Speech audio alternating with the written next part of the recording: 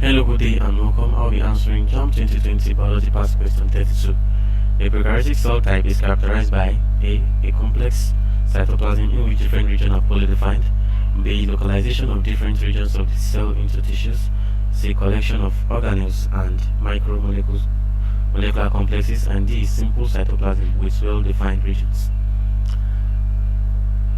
Organisms that has this prokaryotic cell are referred to as prokaryotes. We refer to them as prokaryotes. Now, prokaryotes or prokaryotic cells are primitive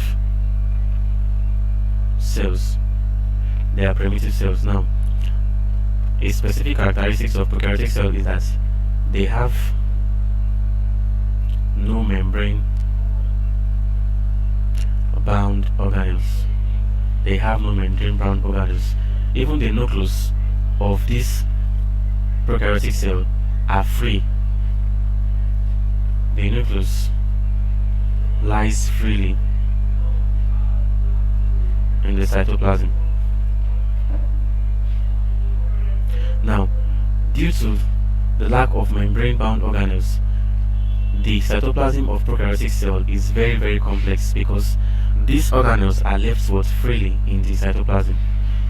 The different regions are poorly defined, they are not well defined. That is, the position occupied by each of the organelles are not well defined. The organelles are left to move freely in the cytoplasm, making the cytoplasm complex. So prokaryotes are characterized by complex cytoplasm in which different regions occupied by the various cell organelles are poorly defined.